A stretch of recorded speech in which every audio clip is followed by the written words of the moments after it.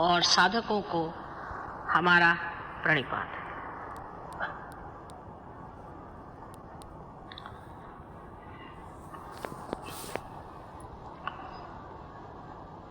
आज के जो प्रश्न मेरे सामने आए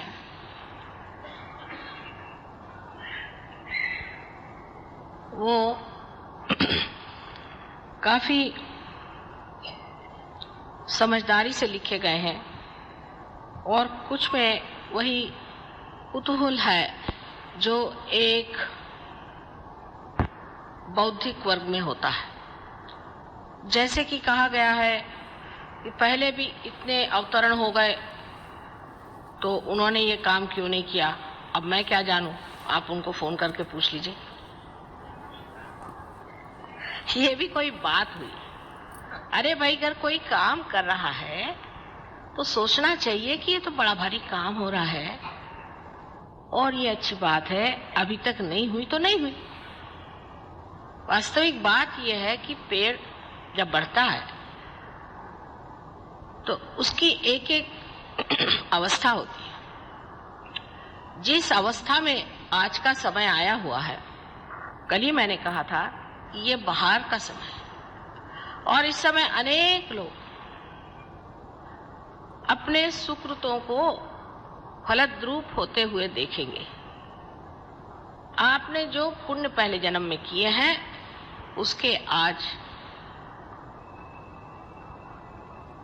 आशीर्वाद स्वरूप आपको आत्म साक्षात्कार होगा। ये तो अनादिकाल से लिखा गया है।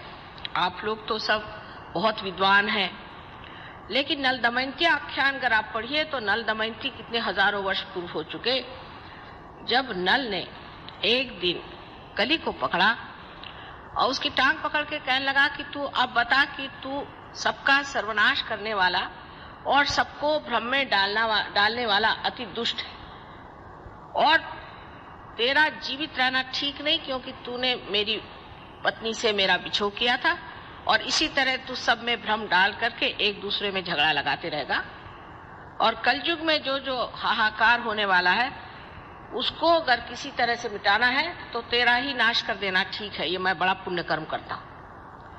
तो कली ने कहा, हाँ भाई ये तो बात सही है, लेकिन मेरा भी कुछ महत्व है, इसको सुन लो। मेरा महात्म्य ये है कि जब मेरा साम्राज्य संसार में चलेगा, जब घोर कलयुग आएगा, उस वक्त ये जो दरी कंदरों में साधु लोग परमात्मा के खोज में घूम रहे हैं, ये एक सर्वसाधारण घर गृहस्थी में बैठे हुए सर्वसाधारण सामान्य लोग होंगे, लेकिन इसमें का जो असामान्य है वो आत्म साक्षात्कार इन्हें प्राप्त होगा। ऐसा सुनते ही नल ने उसे छोड़ दिया और उसकी क्षमा मांगी कि ये महात्म्य मैं तुम्हारा नहीं जानता था। ऐसे तो कुछ अवतरण जरूर कलयुग में भी हुए, लेकिन इतना घोर कलयुग कभी भी संसार में नहीं था और इतना बड़ा कार्य भी आज तक संसार में हो नहीं पाया। एक प्रश्न और आता है कि आप माँ क्यों ये सब कार्य कर रही हैं, बाप को भी कुछ काम करना चाहिए। सो यही कहूंगी कि सहृदयता में कहते हो कि माँ तुम कितनी परेशान रहती हो, रोज रोज तुम्हारे प्रोग्राम सुबह शाम चलते हैं। वो हो सकता है कि नाराजगी से भी कहते हैं, क्योंकि स्त्री कोई काम करे इस तरह का, ये तो बहुत ही लोगों को बुरा लगता है। लेकिन भाई, आपको पुनर्जन्म देने की बात है ना, तो किसी बाप ने तो आज तक जन्म दिया नहीं बच्चे को।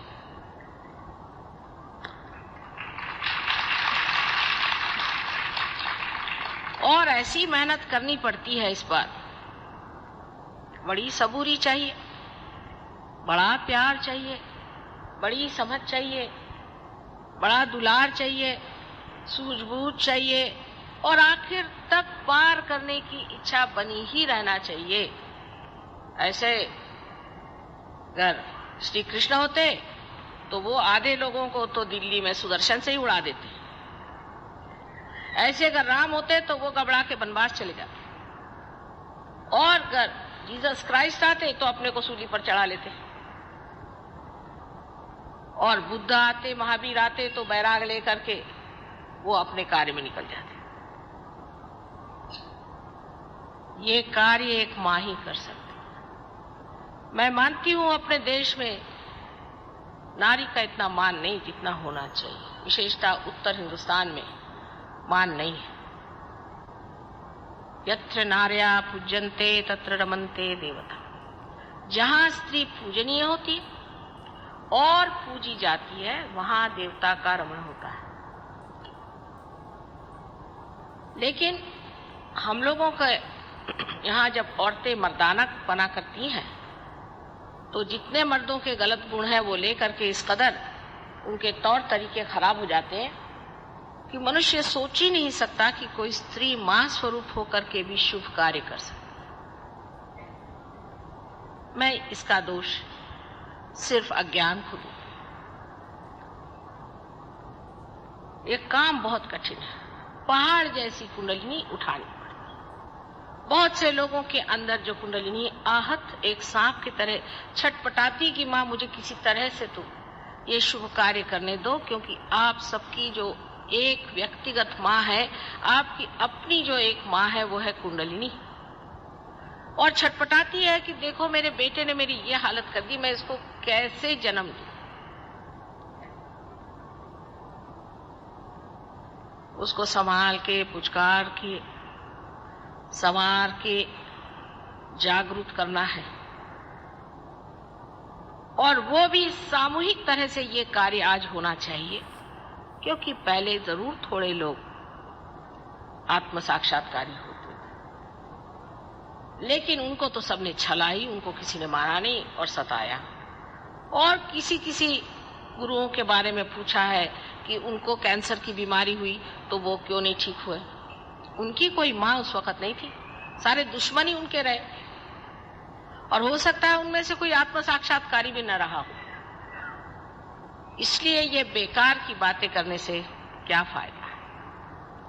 हमसे आपसे कोई झगड़ा तो नहीं है। माँ की भाषा में ये कहना है कि खाना बना दिया है बेटा, भूख होगी तो खाना खा लो। ये सहज सरल बात एक माँ की। इतना गहन विषय है ये, इतना सूक्ष्म विषय है कि पहले आदमी को स्थिरता लाना ही बड़ा कठिन जाता है। मैं देखती हूँ जरा सा इधर से बच्चा उधर गया, सबकी नजर उधर चली जाए। एकाग्र होना भी कितना कठिन है, और उसके बाद फिर समग्र होना। इसलिए आपसे मैं विनती करती हूँ कि कृपया अपनी जो भी मुझे बात कहनी है उसे आप एकाग्रता से पहले सुनें। जैसे कि साइंस में पहले एक धारणा यानी हाइपोथेसिस दिया जाता है कि ये हाइपोथेसिस है, और फिर उसको सिद्ध करने के बाद लोग मान लेते हैं कि यही कायदा है।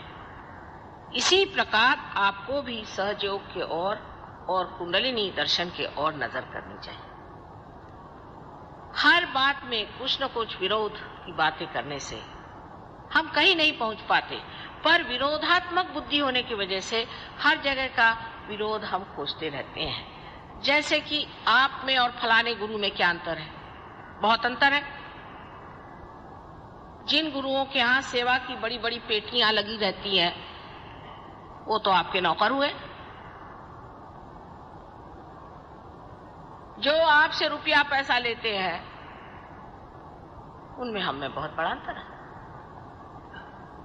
वो आपकी कुंडलिनी जागृत नहीं करती। सिर्फ बातचीत ही बातचीत से हो जाएगा।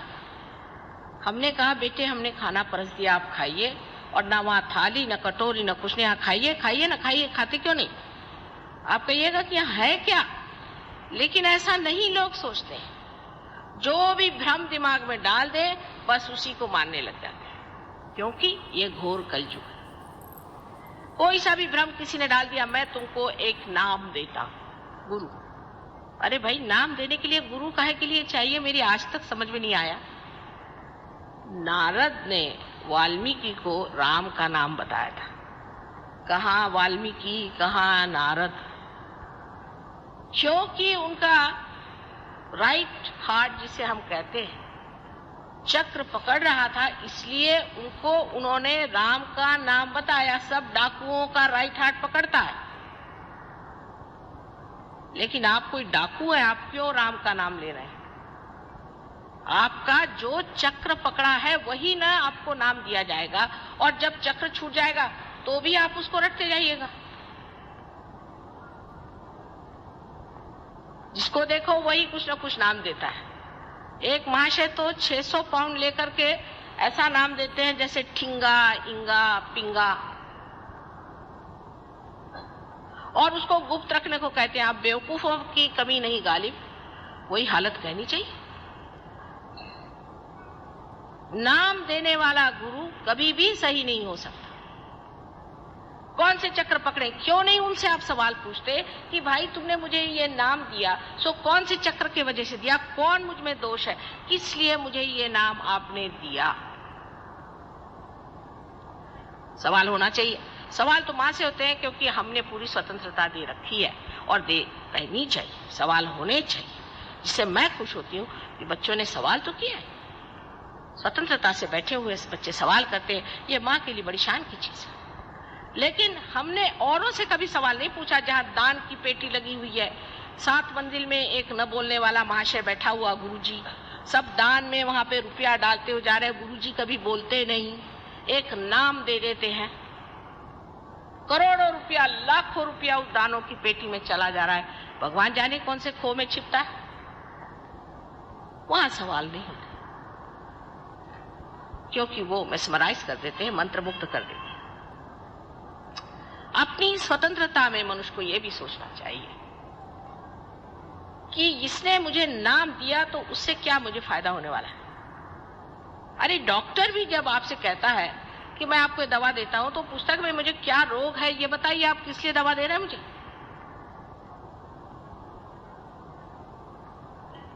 और अपने देश में नाम देने वाले गुरु इतने फैल गए हैं कि अब कोई भी आदमी जेल से भी छूटे और वो काशाय वस्त्र पहन के घूम के घर आकर यहाँ 12 खंबा रोड पे बैठ जाए और नाम देने लग जाए, तो मैं आपसे कहती हूँ कि सब लोग वहां दौड़ते चले जाएंगे यहां से।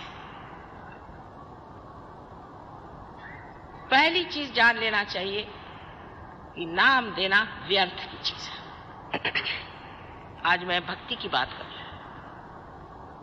अब ये हुआ कि 2 गुरु हम रख सकते हैं, कि 4 गुरु रख सकते हैं, कि 10 गुरु रख सकते हैं। बाबा कोई गुरु मत रखो, कलयुग में सदगुरु मिलना मुश्किल है। मैं कहती हूं आप ही अपने गुरु हो जाओ। हो गए, महान गुरु हो गए, उन्होंने आपका गुरु का स्थान बना लिया है, और उसी गुरु के स्थान पे आप अधिष्ठित हो जाओ, उसी पे विराजो, और आप ही गुरु बन के अपना भी और दूसरों का भी संचालन करो, उनका गाइडेंस करो। किसी को गुरु बनाने की जरूरत नहीं, इस माथे को किसी के सामने झुकाने की जरूरत नहीं। ये माथा जो है, यहाँ एकादश रुद्र के 11 बड़े जबरदस्त विध्वंसकारी चक्र है। इसको आप जिसके उसके सामने झुकाते फिरते हो। मंदिरों में गए, वहां कोई पंडित जी बैठा हुआ है, बिल्कुल बेकार चोर आदमी, उसके सामने जाकर सर झुका दिया। पंडित जी बैठे हैं, पंडित जी पंडित जी पंडित जी आए, उन्होंने आपके माथे में कुमकुम लगा दिया। उसका पता हुआ, बाहर आते आते चक्कर आके गिर गए। हनुमान जी ने पता नहीं क्या कर दिया कि अब मंदिर में गए थे, उस दिन से आज बीमार हो गए। अरे भाई, वो हनुमान जी ने थोड़ी किया, वो बैठे ना हनुमान जी के वहां। ये भक्ति की जो गलतियां हैं उसको समझ लेना चाहिए। भक्ति का मतलब ये नहीं है अंधी श्रद्धा, कभी भी नहीं। श्रद्धा भी आपको आत्म साक्षात्कार के ही बाद आनी चाहिए। मैं आपसे बार बार कहती हूँ कि मेरे पैर मत छुओ। क्यों छूते हो मेरे पैर? मैंने आपको दिया ही क्या है? मैं जब आपको कुछ दूं और आप सोचें कि मुझ में कोई बात है, तो ठीक है, आप पैर छू लीजिए, लेकिन क्यों इस माथे को सबके सामने झुकाना? गुरु नानक साहब ने कितना सुंदर काम किया कि जितने आत्म साक्षात्कारी गुरु थे उनकी ही किताबें लेकर के और ग्रंथ साहब बनाया। और झुकना है तो ग्रंथ साहब के सामने झुकिए, माने आप चैतन्य के आगे झुक रहे हैं, ये कहा था। मोहम्मद साहब ने भी यही कहा कि किसी के सामने मत झुको। आज सवेरे बहुत से बीमार लोग आए थे, उनमें से 99% लोग गुरुओं के चक्कर में बीमार थे। किसी को कैंसर, किसी को हार्ट ट्रबल, किसी के पैरालिसिस, किसी के कुछ। सारी बीमारियां इन गुरुओं से पाई हुई है। अच्छा है साहब, पैसा देकर के आप बीमारी खरीद रहे हैं? यह कोई भक्ति हुई? भक्ति में एक चीज, इसको मराठी में डोळस भक्ति कहते हैं, आंख खोल के भक्ति करना चाहिए। ये देखना चाहिए कि इनके पास गया हुआ आदमी जो है उसका क्या हाल है, ये दे क्या रहा है, ये परम दे रहा है या कुछ कहीं की विभूति आ गई, कहीं का डायमंड आ गया। आपके ड्राइवर नौकरों को नहीं मिलेगा डायमंड। अगर आपके पास 25 डायमंड हो गए तो एक डायमंड मिलेगा और बाकी सब गायब। ऐसे चक्करों में आप रह करके बाद में हार्ट अटैक लेकर मेरे पास पहुंचते हैं, मां हमें हार्ट अटैक आ गया। ये भक्ति का हमारा स्वरूप है। डॉक्टर वॉरेन आप लोगों को बहुत मानते हैं और वो ये सोचते हैं कि आप लोग बड़े धार्मिक हैं, लेकिन भोलेपन की भी कोई हद होती है। इतना भोला होना अच्छा नहीं है, ऐसे गलतफहमी में घूमना अच्छा नहीं है। कोई भी आदमी जेल से छूट के आए, चाहे कहीं से आए, इसका पता नहीं किया आपने कि कौन है क्या है, और लगे उसके पीछे में। हमारे सरकारी नौकर, हालांकि हमारे पति एक सरकारी नौकर रहे और मशहूर है, बहुत ईमानदार, बहुत शरीफ आदमी, सब ऐसे ही गुरुओं के पीछे भागते। क्या उनके पास अकल नहीं है? अरे बड़े बड़े मंत्रीगणों का ये हाल है, छोड़िए बेचारे सरकारी नौकरों। उनके सबके पास क्या अकल नहीं है कि उसकी कुंठित हो गई अकल, वो सोच नहीं सकते हैं कि ये आदमी है, ये पैसे की बातें करता है, ये डायमंड्स की बातें करता है, ये कहता है चल लाओ इतना पैसा निकालो। क्या हम लोगों को ये सोचना नहीं चाहिए कि अगर एक सरकारी नौकर के लिए इतना ईमानदार होना जरूरी है, तो उस परमात्मा की जिसने चाकरी की है उसको कितना ईमानदार होना चाहिए? और डंके की चोट पर सबके सामने वो लोग कहते हुए भी आप हम तो भाई वारी वारी जावा चले उनके ऊपर रुपया उड़ाने के लिए। हमारे यहाँ औरतें उससे भी बदतर इस मामले में है आदमियों से, इसीलिए आदमी औरतों को भी नहीं मानते। कोई गुरु बाबा जी आके बैठ गए, वो प्राइवेटली में जरूर औरतों से बात करें। प्राइवेट क्या होता है परमात्मा के मामले? क्या परमात्मा प्राइवेट है? वो शब्द प्रकाशमान, उस परमात्मा का प्राइवेटली बात करने का कौन सा सवाल उठता है, मेरे समझ नहीं आता। और हर तरह की चीजें आपने सुनी होंगी, अपने मंदिरों में होती है। जो जो बातें सुनी है तो ऐसा लगता है कि हे प्रभु, तुम्हारे नाम पर कितना अधर्म मेरे देश में हो रहा है। और बाहर जब जाते हैं तो लोग बताते हैं हाँ रहने दीजिए, आपके यहाँ मंदिरों में आजकल गांजा बिकती है? हाँ, महालक्ष्मी के मंदिर में बंबई में गांजा बिकते हैं। पुलिस से कहो तो कहता नहीं भाई हमारा कोई मतलब नहीं। वो कहते हैं कि आपके मंदिरों में जो हाल है आप जाके अंदर देखिए क्या हाल है। लेकिन हम लोग इस ओर नजर नहीं करते। हम लोग सोचते नहीं कि परमात्मा शुद्ध है, पवित्र है, शुभकारी है। ऐसे अशुभ चीजों के तरफ जब हम अपनी नजर घुमाएंगे तो हमारा भी अशुभ होने वाला है। हमारा क्या शुभ होगा? सबसे पहले भक्ति में ये जानना चाहिए कि आंख खोल करके भक्ति करो। श्री ज्ञानेश्वर जी ने ध्यान पर बहुत कुछ लिखा, लेकिन हमारे महाराष्ट्र में लोग हाथ में झांझरी लेकर के विठ्ठल विठ्ठल विठ्ठल विठ्ठल। 1 महीना पैदल भूखे ऐसे जाते हैं, मुंह में तंबाकू रख के, ये कोई भक्ति हुई? और नहीं तो वो ऑक्सफोर्ड स्ट्रीट में बाजार से बोधी खरीद के लगाते हैं और ढीली ढाली धोती पहन के वहां हरे रामा हरे रामा हरे रामा, वो सारी धोती भी गिरती जाती है। उनसे बात करें तो भी हरे रामा हरे रामा हरे रामा। क्या हो? ये भक्ति नहीं है, ये विडंबना है, ये परमात्मा की विडंबना है। इस विडंबना से आप बच के रहिए। मैंने आपसे पहले ही कहा था कि भक्ति के लिए अनन्य होना चाहिए, अनन्यता आनी चाहिए, और ये अनन्यता आपको सिर्फ आत्म साक्षात्कार से प्राप्त होती है। किसी भी आदमी को आप जिस तरह से मान लेते हैं, ये बहुत बड़ी गलती हम लोग इस देश में करते हैं, जो डॉक्टर वॉरेन नहीं जानते कि हमारे यहाँ तो कोई भी बाबा जी ढाबा जी आ जाए और वो हाथी वाथी ले गया है तो और भी कह ले मैं यज्ञ करने जा रहा हूँ माता जी।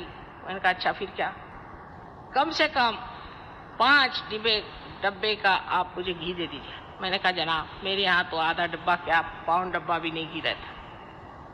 तो अच्छा फिर कोई जेवरी दे दीजिए। मैंने कहा अच्छा मैं अपने पति से पूछ लूं। कल आपके पति क्या करते हैं? मैंने कहा वो प्राइम मिनिस्टर के सेक्रेटरी हैं।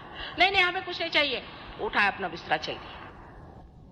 पूछने की कोई जरूरत नहीं। मैंने कहा बाबा रे बाबा, एक बार सीता जी ने अपने देवर की बात नहीं मानी और संकट आ गया। मैं उनसे पूछे बगैर कोई काम नहीं करता।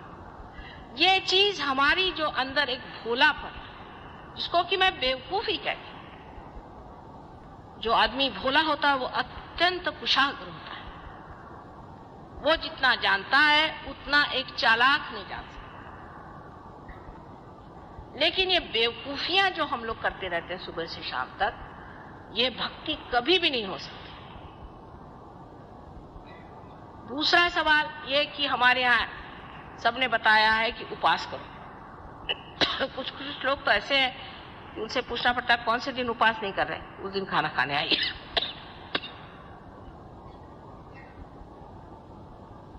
उपास करने को कौन से भगवान ने कहा ये मुझे आज तक पता। कौन से शास्त्र में लिखा कि भाई तू उपास कर? इसलिए आप उपास कर रहे हैं, उपासना ना करिए। जिस दिन भगवान का जन्म हुआ उसी दिन उपास शुरू। जिस दिन श्री गणेश का जन्म हुआ उस दिन उपास करेंगे। श्री राम का जन्म हुआ उस दिन उपास करेंगे। श्री कृष्ण का जन्म हुआ उस दिन उपास करेंगे। अरे भाई उस दिन कोई मर गया है क्या? बुद्धिमान लोग भी औरतों के चक्कर में, स्त्री आचार में फंस के, हाँ भाई ठीक है आज हमारे घर में उपास है, चलो कहीं क्वालिटी में जाके खाए आए तो घर में उपास। इस तरह से अपने भक्ति के ओर जब हम बहुत ही जड़ता से देखते हैं और उसकी गहनता पे नहीं उतर पाते तो भक्ति भी रंग नहीं दे सकती। इस प्रकार अनेक तरह से अनेक विध भक्तियां, जैसे गजलें हैं। अब गजलें का लिए भगवान के लिए, मैंने कहा ऐसी कैसी शराब में हो सकती गजलें? ये तो किसी शराबी की लिखी हुई दिखाई देती है। कैसे नहीं, वो शराब पी के भगवान में रखती। अच्छा, ये तो मैंने सुना नहीं कभी। ऐसी विचित्र विचित्र बातें हमारे अंदर सदियों से चली आ रही हैं, उसी पे हम चलते जा रहे हैं। क्योंकि हमारे अंदर जो आंख परमात्मा को जानने की है वो खुली नहीं। इन सब चीजों से अंदर में बसे हुए जितने भी देवता हैं सब नाराज हो जाते हैं। हाँ कहने लगे पर शंकर जी भी तो पीते थे भंग, तो हम पिए तो क्या? आप क्या शंकर जी हैं? वो उन्होंने हलाहल पिया था, आप पीजिए हलाहल। जिन्होंने हलाहल पिया था वो दुनिया भर का विष अपने अंदर समा सकते हैं। वो तो विष समझ के पी रहे हैं, और आप क्या समझ के पी रहे हैं? इस तरह की विपर्यास जो भक्ति है वो आपको कहीं नहीं ले जा सकती। भक्ति में जब अनन्यता आती है तो ध्यान में ही मनुष्य उसका आनंद उठाता है। उसका वर्णन करने योग्य नहीं, क्योंकि उसके लिए शब्द ही संसार में, निरानंद उसमें। इसीलिए कहा गया है कि जब मस्त हुए फिर क्या बोले। फिर कमाल तो यह है कि सारे साधु संतों ने इन सब चीजों पर इतना लिखा है, तब भी हम वही काम करते। कबीरदास जी को ले लीजिए, नानक साहब को ले लीजिए, तुकाराम को ले लीजिए। अरे रामदास स्वामी ने तो ऐसी, क्योंकि मराठी में गालियां नहीं है तो मन से ही गालियां बना बना करके ऐसी गालियां बकी है, मन से ही अपने, ऐसी, उसका कोई अर्थ लगता नहीं है। ऐसे साधुओं को, ढोंगी लोगों को उन्होंने कहा महिषा मर्दिला चंदने, एक भैंस को लाया और उसको चंदन से मल दिया और लगे उसकी पूजा करने भक्त लोग। और जब भैंस ने लात मारी तो कहने लगे कि गुरुजी आपकी कृपा हो गई कि आपने हमें लात मारी। माने उस वक्त भी ये होता होगा शिवाजी के जमाने में। तो इस प्रकार हमारे भक्ति ने इस तरह का विचित्र रूप धारण कर लिया है कि लोगों को बिल्कुल ही विश्वास नहीं आता कि ये ढकोसलेबाजी है या क्या है। एक तरह से आप लोग जो करते हैं वो मैं नहीं कहती कि ढकोसला है, मैं ये नहीं कहती, आप शायद विश्वास करके करते हो, लेकिन ये विश्वास आपने गलत चीज पे कर लिया और उस गलत चीज को आपने अपना लिया है, जो आपको बिल्कुल गलत पथ पे ले जाता है। अब दूसरा यहाँ जो मैं देखती हूँ कि सरकारी दिल्ली शहर में तांत्रिकों का भी बड़ा राज्य चल पड़ा है। कुछ तो भाग खड़े हुए हैं पर कुछ है अभी यहाँ काफी। अब ये तांत्रिक लोग हमारे भारतीय लोगों में एक नई जो विशेष व्यवस्था आई हुई है उसकी पूर्ति करते हैं। हम लोग किसी को ऊंचा उठते हुए देख नहीं सकते, कोई गया कि उसकी टांग खींचनी चाहिए। तांत्रिक इसके लिए बहुत अच्छे हैं। एक कहावत है या एक कहानी है समझ लीजिए कि कहीं से बिच्छुओं का बड़ा भारी एक प्रदर्शन करना था, हर जगह से बिच्छू गए और भारतवर्ष से भी स्पेशल बिच्छू वहां पहुंचे। इस वक्त में उन्होंने देखा कि एक जो मर्तबान है उसके अंदर ढक्कन ही नहीं। वो कहा भाई इसमें ढक्कन ही, बिच्छू आके सबको काटेंगे। कह ले हो ही नहीं सकता, ये भारतवर्ष से आए हैं, एक बिच्छू ऊपर आएगा दूसरा उसको फौरन खींच लेगा। और इसलिए तांत्रिक हमको बहुत सुहाते हैं। तांत्रिक यहाँ गए और तांत्रिक से कहा भाई देखो वो एक आदमी है उसको जरा ठिकाने लगा दो। आपको पता है ये तांत्रिक लोग क्या है? ये राक्षसी विद्या है, आसुरी विद्या है। ये बहुत ऐसी विद्या है जो सारे देश को खा जाएगी। एक तांत्रिक आपको घर में आने दीजिए, 7 जन्म तक आप सुख नहीं भोग सकते। इनकी छाया तक अपने तक मत आने दीजिए। थोड़ा सा भी काम वो कर देंगे गंदा, लेकिन ये जो गंदगी छोड़ जाएंगे 7 जन्म तक नहीं छूटने वाली, मैं आपसे बता रही हूं। हमारे यहाँ एक लंदन में डॉक्टर आए, कहा कि साहब मैंने तो काम करना छोड़ दिया, मेरी हालत खराब है, मैं क्या करूं? तो मैंने कहा क्या तुम किसी तांत्रिक के पास गए थे? कहले नहीं मैं तो कहीं नहीं गया था। मेरा ऐसा कहने मेरे एकदम कार्पण्य आ गया, मैं कुछ नहीं कर सकता, मैं तो एकदम पागल हो गया हूं, मैं तो नौकरी छोड़ रहा हूं, बीवी बच्चे सब। मैंने कहा कहाँ तुमको ये बीमारी लग गई? नहीं, कहले मेरे बाबा जाते थे एक तांत्रिक के यहाँ, वो आते थे हमारे घर। मैंने कहा देखा, अरे भाई अभी तक 4 जन्म और चलेगा ही।